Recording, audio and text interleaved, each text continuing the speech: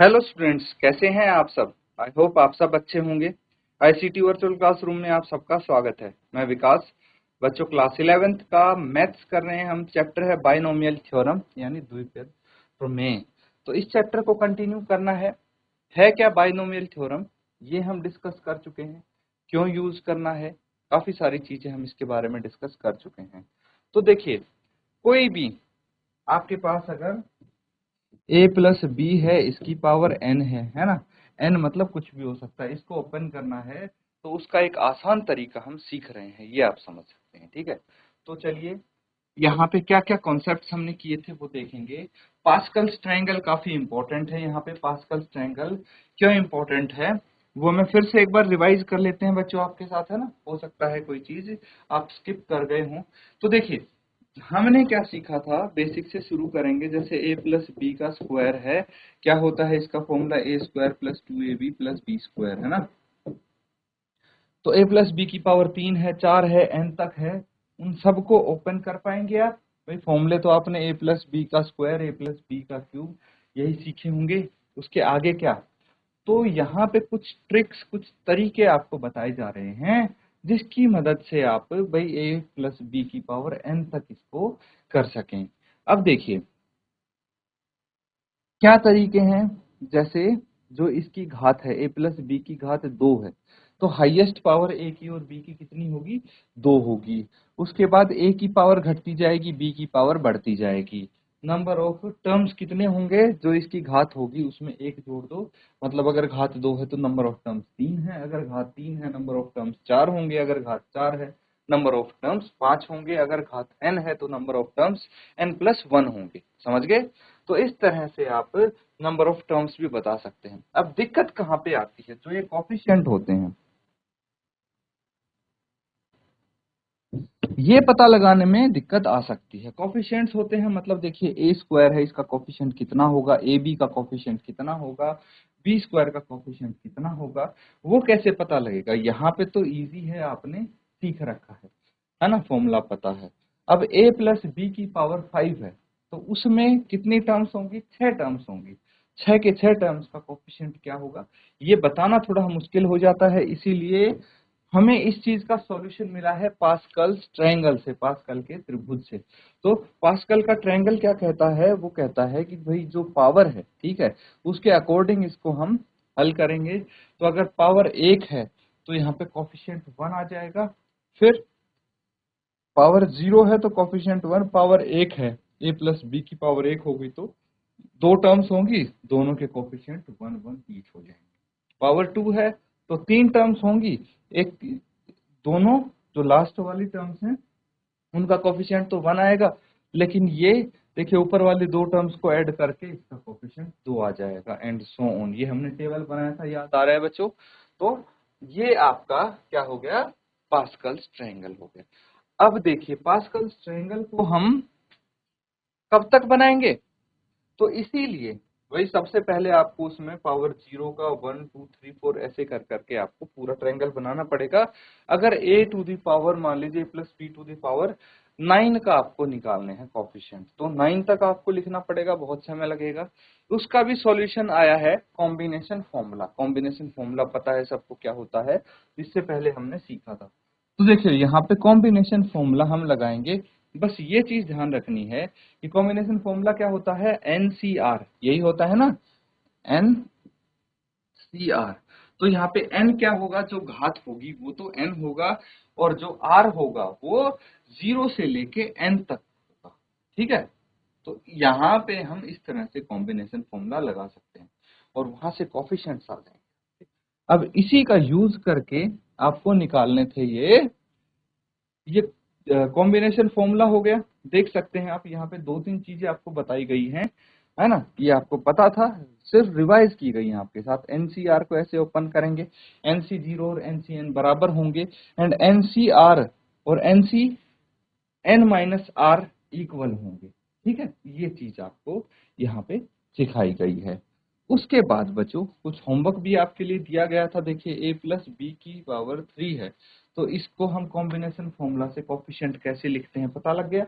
Homework के लिए दिया गया था a प्लस बी की पावर 4, 5 और 7, है ना।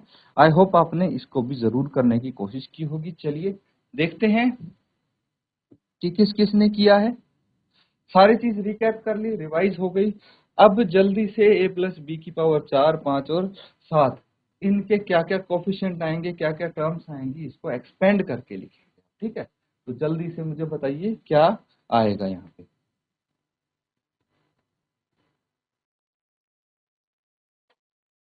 तो बच्चों यहाँ पे आई थिंक आपके लिए चीजें काफी आसान है ना।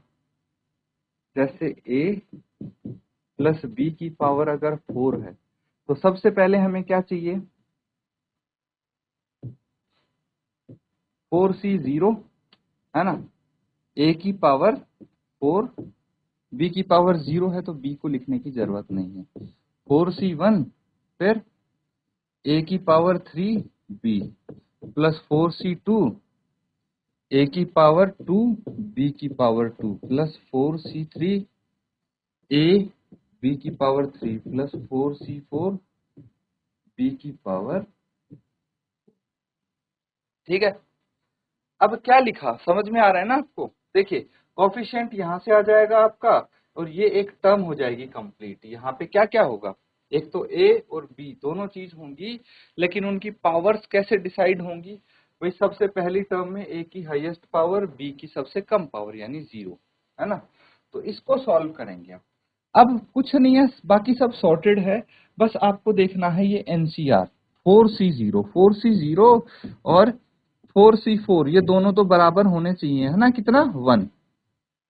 तो यहाँ ये चीज तो प्रॉब्लम तो शॉर्ट आउट होगी, a की पावर 4 है प्लस अब 4c1 और 4c3 इक्वल होने चाहिए कि नहीं होने चाहिए, बिल्कुल होने चाहिए बच्चों। क्यों, क्योंकि 4c1 जो है वो कितना होना चाहिए, 4c4 माइनस 3, ये भी तो 1 के बराबर आ गया, 4c1 के बराबर।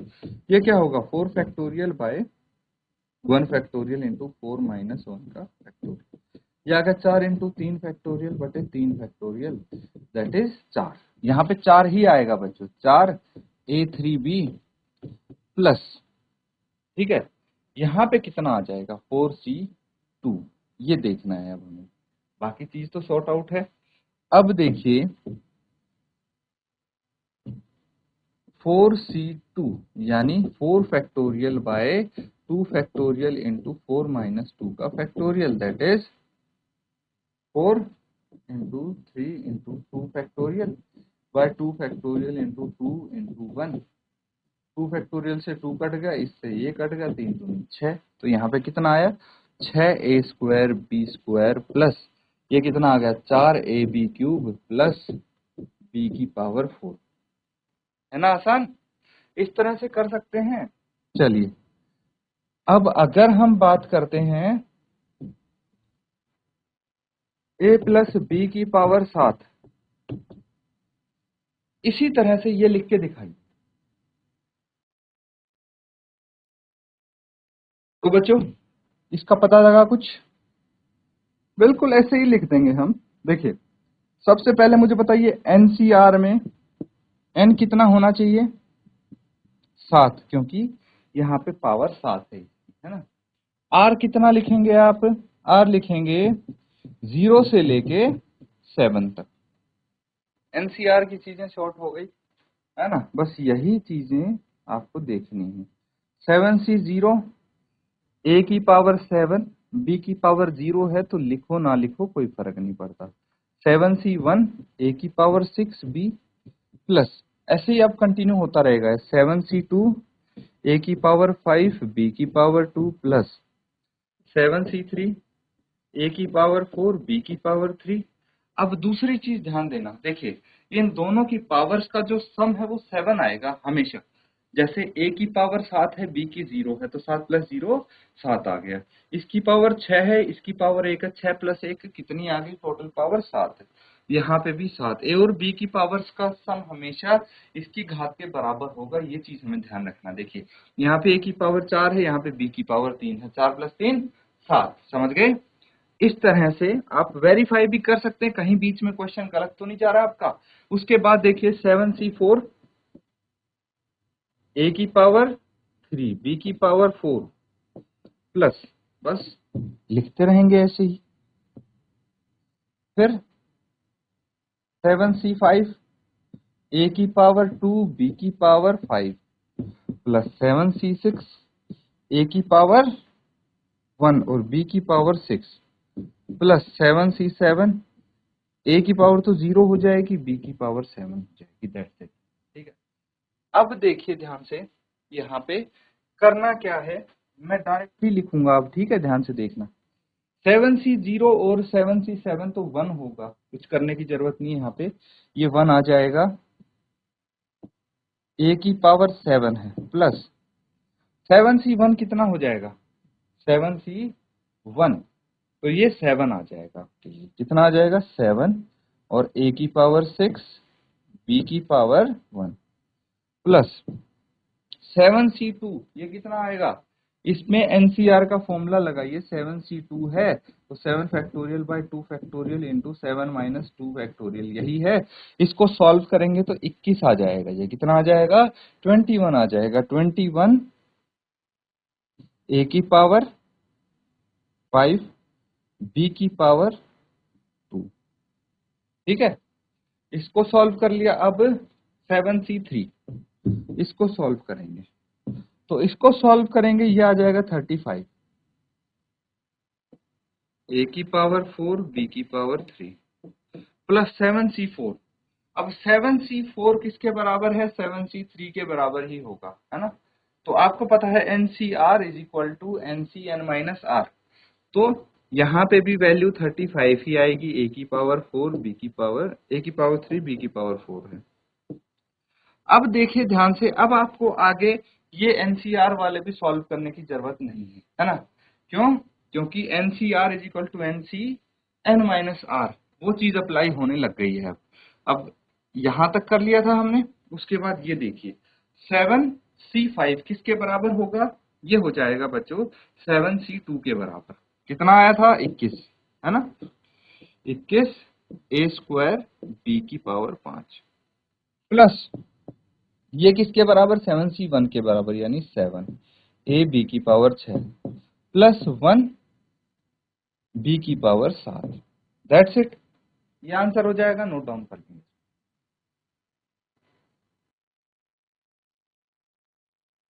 तो बच्चों यहाँ पे चीजें समझ में आ गई।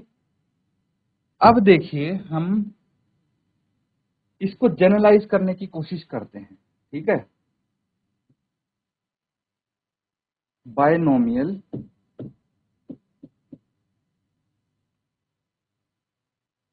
Theorem for any positive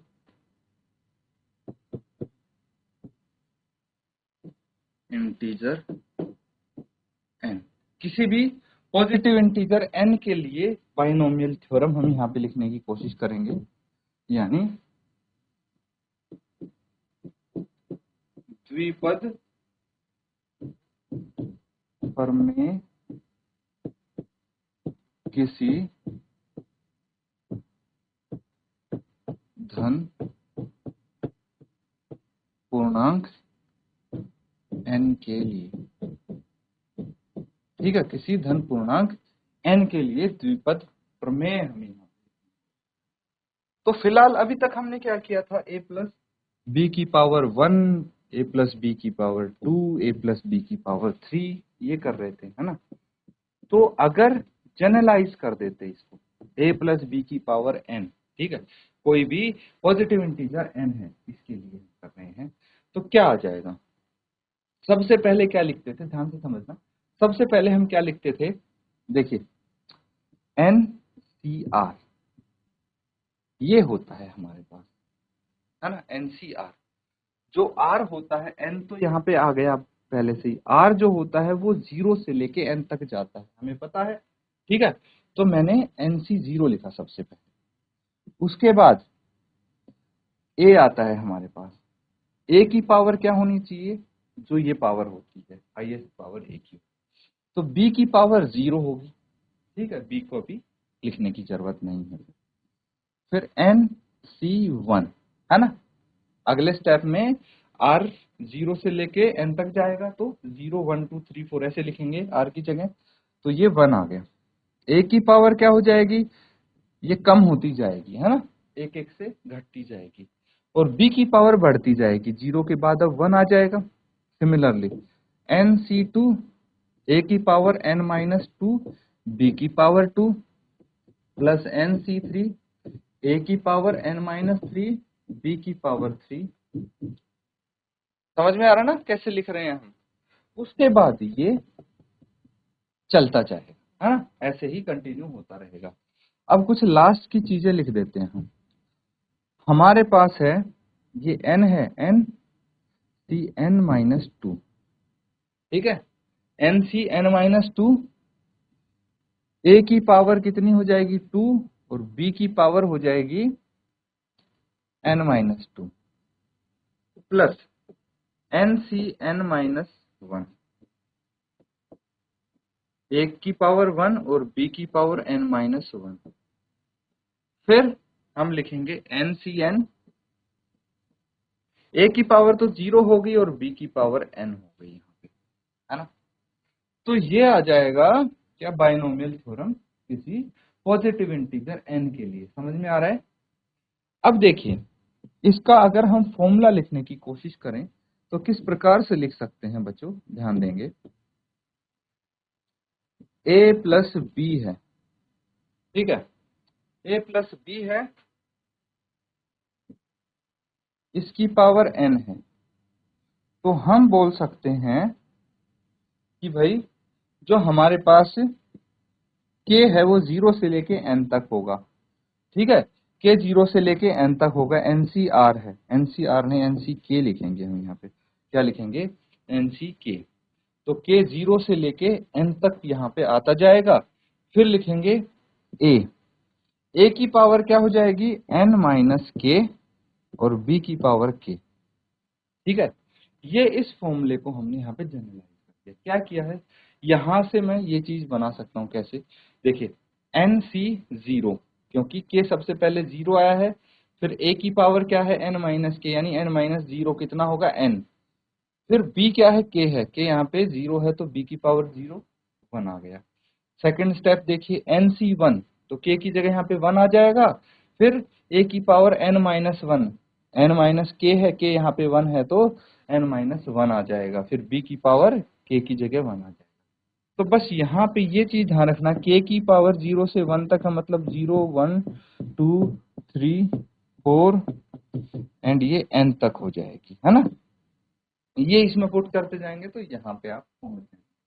note down कर लेंगे इसको, किसी बच्चे को कुछ डाउट लगता है, कोई चीज पूछनी है तो पूछ सकते हैं, अदरवाइज इसको नोट डाउन।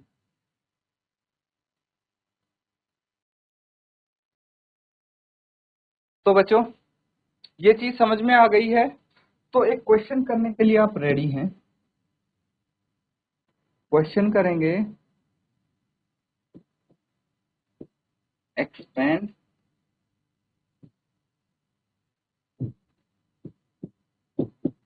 x प्लस 6 की पावर x प्लस 2 की पावर 6 है, ठीक है, इसको एक्सपेंड करना है, तो जल्दी से इसको सॉल्व।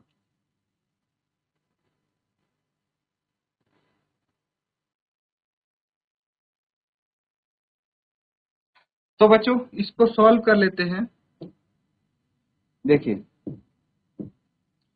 यहाँ पे हमारे पास x प्लस 2 और इसकी पावर 6 है, तो सबसे पहले हम 6c0 लिखेंगे, फिर a की जगह यहाँ पे x है, x की पावर 6 हो जाएगी, 2 की पावर 0 है तो इसको रहने देंगे, फिर 6c1 x की पावर 5 2 की पावर 1 प्लस 6c2 x की पावर 4 2 की पावर 2 प्लस 6c3 x की पावर 3 2 की पावर 3 प्लस 6c4 x की पावर 2 और 2 की पावर 4 प्लस 6c5 x और 2 की पावर 5 प्लस 6c6 और 2 की पावर 6 आ गई, ठीक है। इसको हल करना है। कैसे करेंगे? 6c0 तो 1 होता है, इंटू x की पावर 6 आ गया, प्लस 6c1 कितना हो जाएगा? 6 ही रहेगा ये, तो 6, ये भी इजी है, x की पावर 5 इंटू 2 प्लस 6c2 कितना हो जाएगा?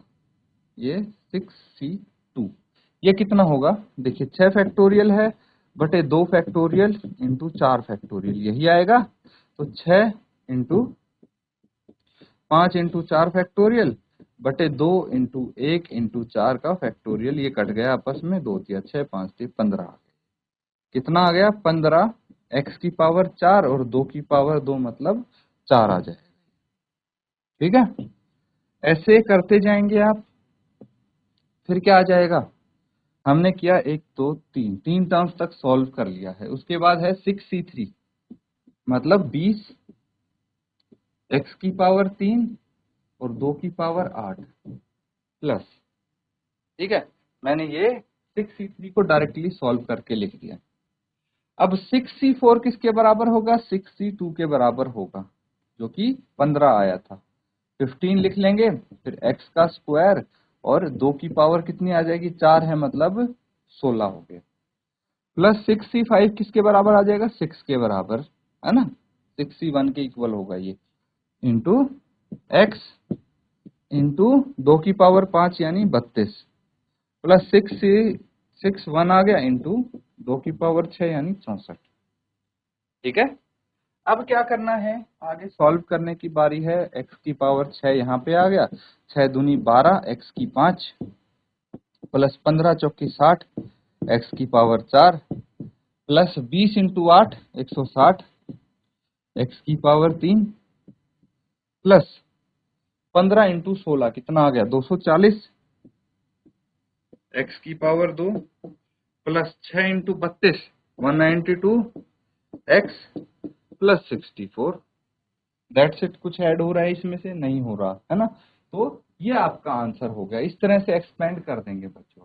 ठीक है, देखिए अब कितने बड़े बड़े आप एक्सपेंशन ऐसे ही करने लगे, है ना। तो ये है फायदा इसका बाइनोमियल थ्योरम का। फटाफट नोट डाउन करें।